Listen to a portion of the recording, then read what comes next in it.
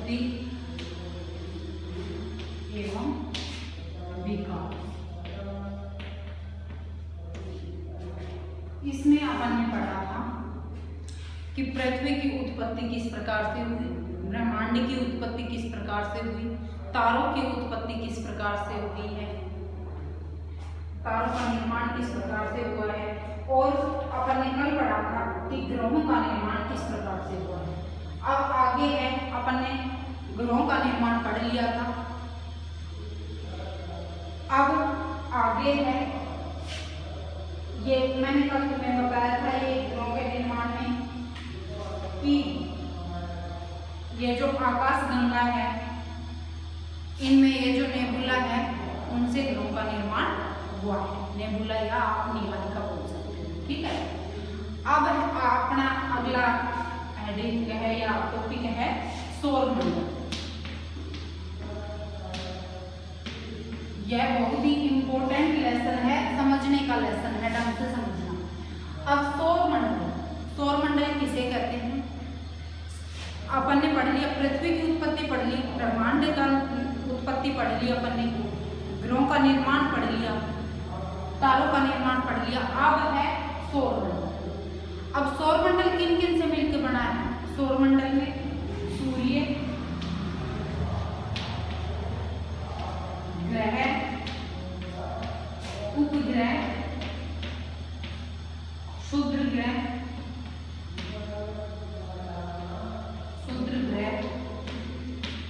उल्कापिंड,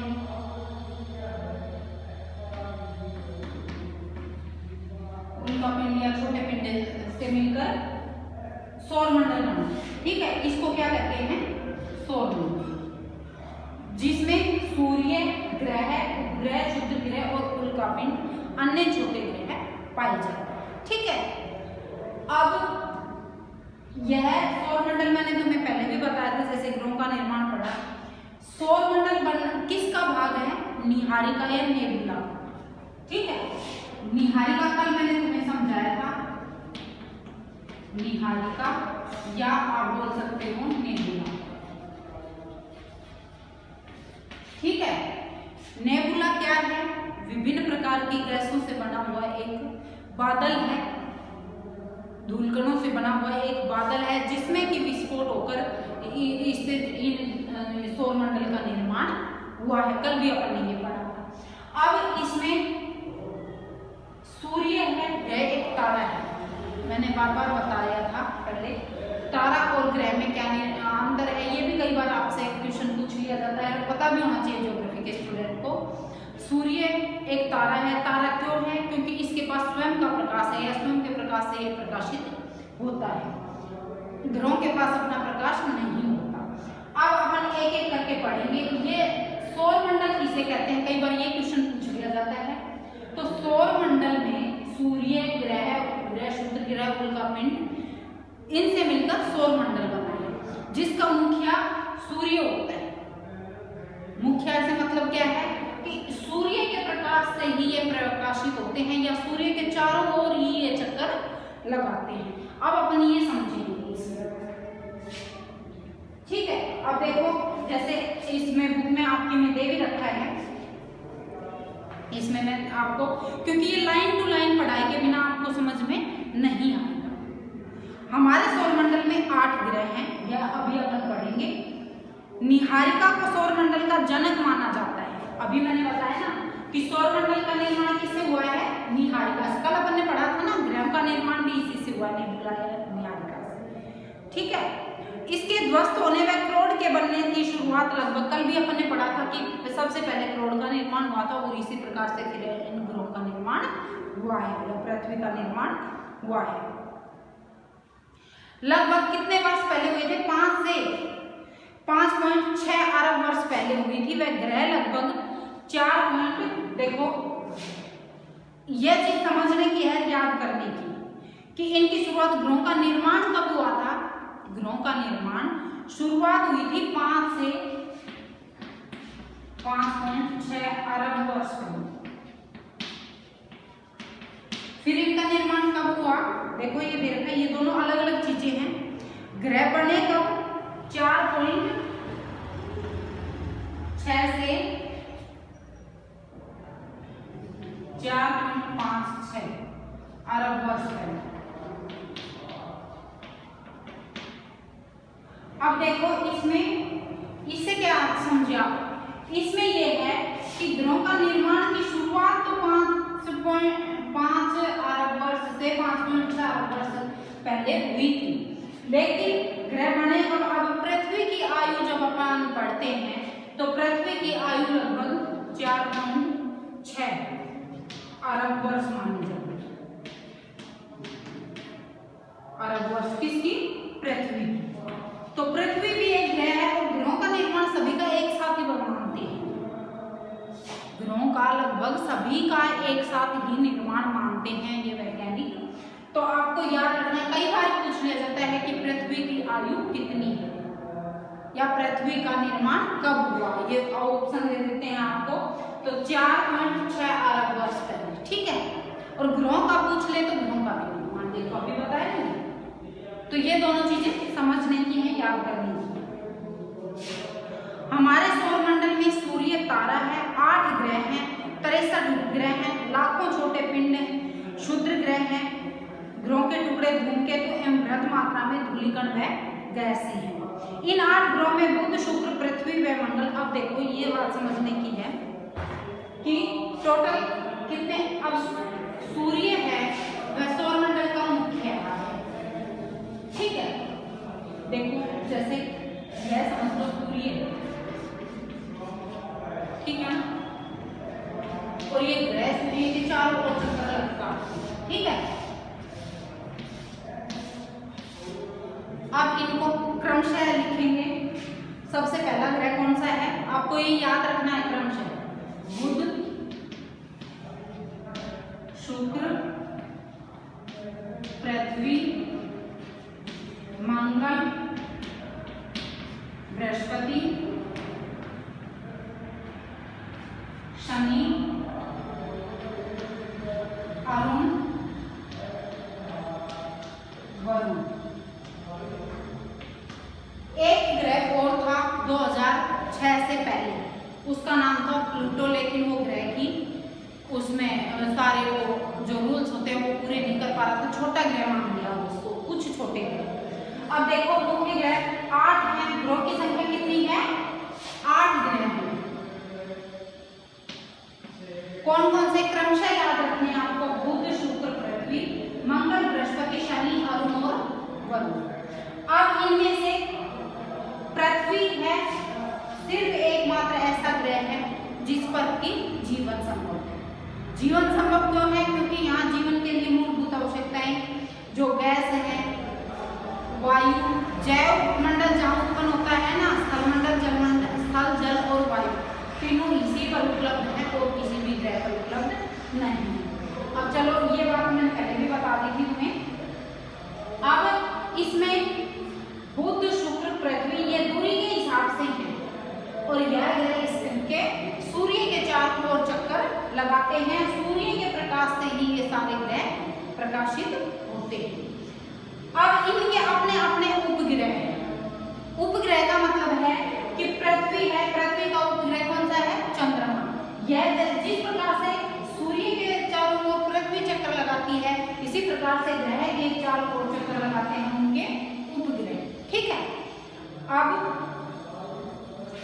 2 प्रकारों में बांट रखा है इन ग्रहों को, आंतरिक ग्रह या पार्थिव ग्रह और दूसरा है जोमियन या बाह्य ग्रह, ठीक है। 2 प्रकार से बांट रखा है इन ग्रहों को। पहला कौन सा, एक बार ये दर्शन बता देते हैं। पहले कौन से हैं?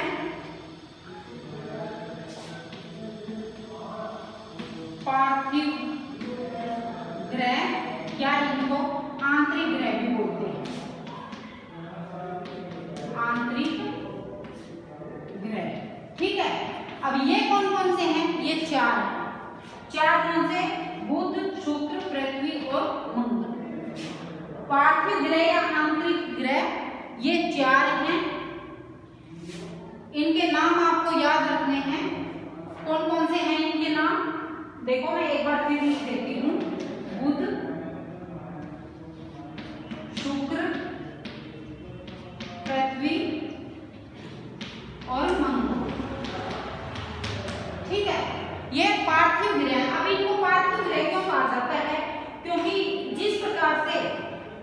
अपन ने आगे भी पढ़ेंगे। पृथ्वी की भांति है शैल और चट्टानों से बनी, ठीक है, कठोर शैलों और चट्टानों से बने हुए हैं। आंतरिक ग्रह क्यों कहा जाता है? क्योंकि यह सूर्य के नजदीक है। अब नजदीक है तो इन पर सूर्य का प्रकाश अत्यधिक तीव्र गति से पहुंचता है। जो जो दूर जाएंगे सूर्य से उसका प्रकाश कम होता जाएगा। तो इनमें ये ठोस चट्टानों से बने हुए हैं, इसीलिए इनको पार्थिव ग्रह या आंतरिक ग्रह कहा जाता है, ठीक है। अब इनके नाम कई बार पूछ लिया जाता है, पार्थिव ग्रह किसे कहते हैं, वो कौन कौन से हैं, उनके नाम बताइए। बुध, शुक्र, पृथ्वी और मंगल, ये तुम्हें याद रखना है।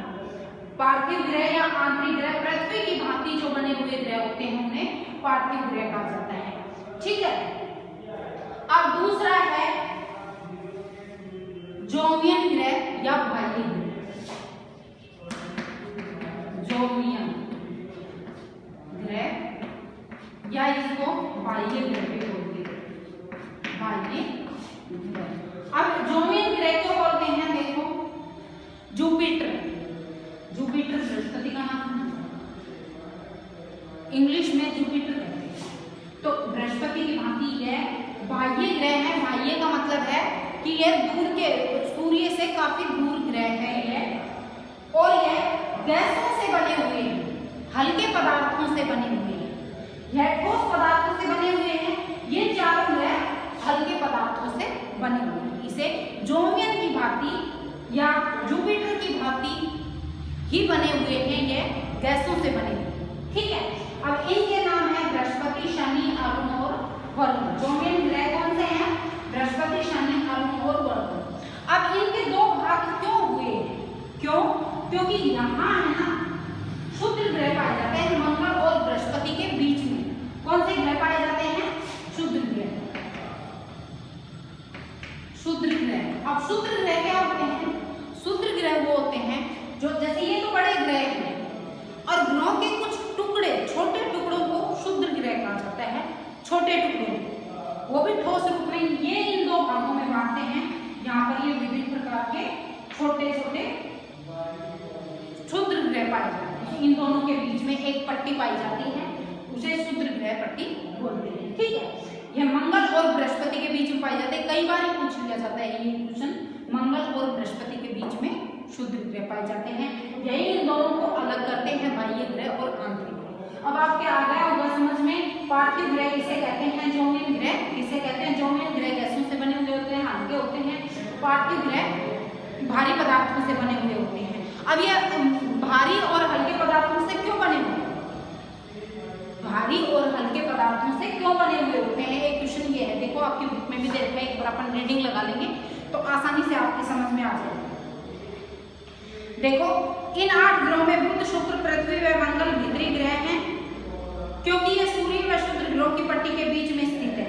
अन्य 4 ग्रह भारी ग्रह कहलाते हैं, पहले 4 ग्रह पार्थिव ग्रह भी कहलाते हैं, ठीक है। ये मैंने आपको समझा दिया, अब आसानी से आपकी समझ में आ जाएगा।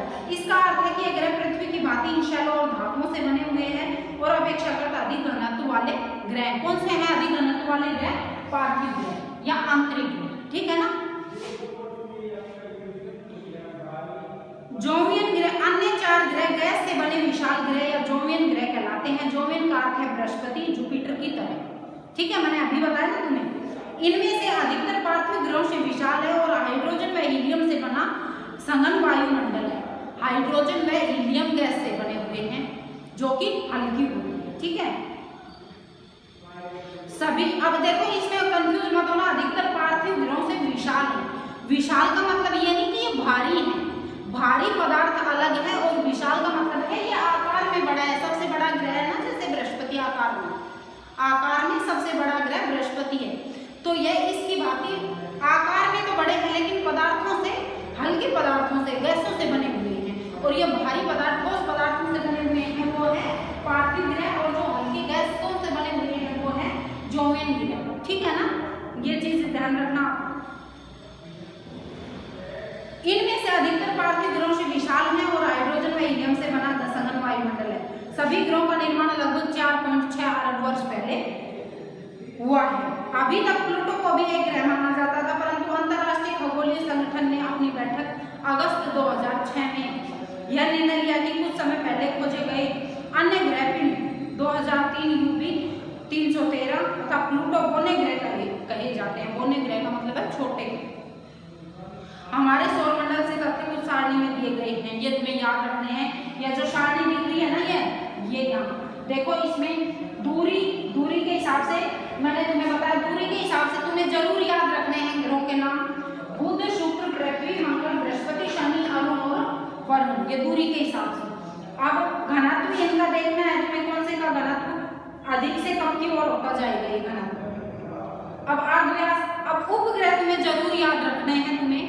उपग्रह हर ग्रह के 2 ग्रह हैं जिनके कोई भी उपग्रह नहीं है, कौन कौन से? बुध और शुक्र। कौन से?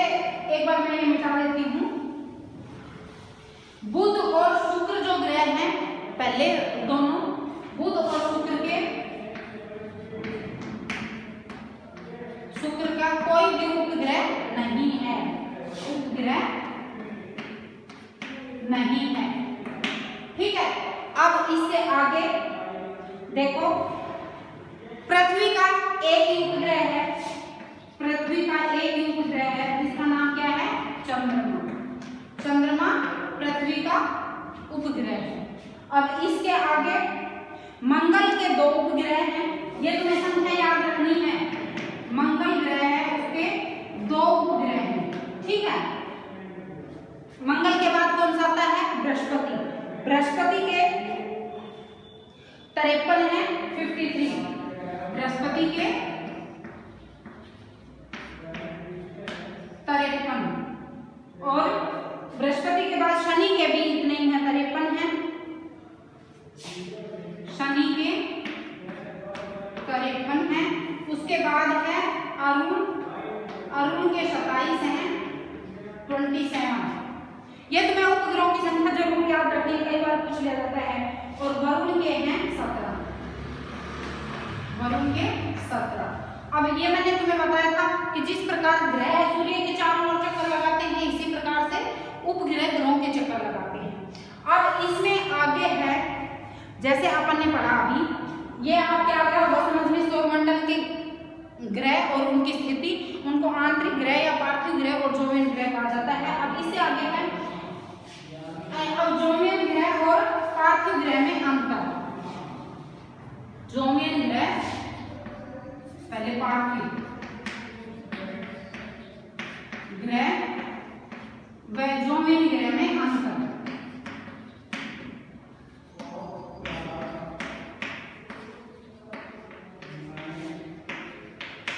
अब अंतर क्या है? अंतर मैंने तुम्हें समझाया था अभी कि ये पार्थिव ग्रह सूर्य के नजदीक हैं, जोवियन ग्रह सूर्य के दूर हैं।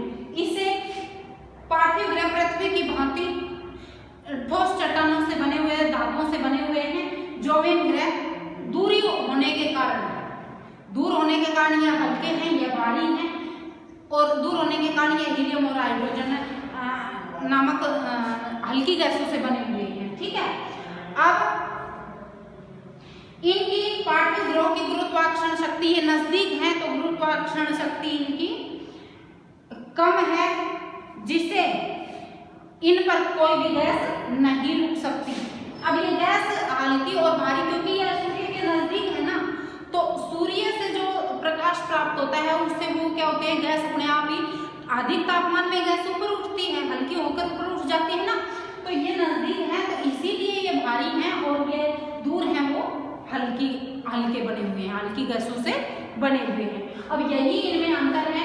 आज अपन ने पढ़ा है सौरमंडल, ये बहुत ही इंपॉर्टेंट लेसन है, समझने का लेसन है, आप ढंग से समझ लेना इसको। और फिर भी कुछ समझ में नहीं आए तो आप पूछ सकते हो इसमें। तो इसमें आपको सौरमंडल किससे मिलकर बना है? सौरमंडल का जनक तो निहारिका है, नेबुला है, यह तुम्हें अच्छे से मैंने समझा दिया था। इसके बाद सौरमंडल में सूर्य, ग्रह, उपग्रह, क्षुद्र ग्रह, उल्कापिंड और मोने ग्रह, ये धूलकण और गैसें इनमें पाई जाती हैं। अब ये ग्रह तुम्हें बता दिए थे, सूर्य के चारों ओर, सूर्य को जनक माना जाता है सौरमंडल का। इसके चारों ओर ये ग्रह चक्कर लगाते हैं, इसमें बुध, शुक्र, पृथ्वी मंगल, बृहस्पति, शनि, अरुण और वरुण। ये सीरियल से इनके नाम है। 4 ग्रहों को आंतरिक ग्रह कहा जाता है, बुध, शुक्र, पृथ्वी और मंगल को बाह्य ग्रह या चौवें ग्रह बृहस्पति, शनि, अरुण और वरुण को कहा जाता है। इनमें अंतर मैंने तुम्हें बता दिया। अब इनको दोनों को अलग कौन करते हैं? क्षुद्र ग्रह करते हैं। क्षुद्र ग्रह किन्हें कहते हैं? क्षुद्र ग्रह वो होते हैं जो ग्रहों के छोटे टुकड़े जो टूट जाते हैं, उन्हें क्षुद्र ग्रह कहा जाता है। ये किन ग्रहों के बीच में पाए जाते हैं क्षुद्र ग्रह? मंगल व बृहस्पति के बीच में, बृहस्पति ग्रह के बीच में ये दोनों पाए जाते हैं। ठीक है, अब इससे आगे आ गया अपना चंद्रमा, ये अपन कल पढ़ेंगे।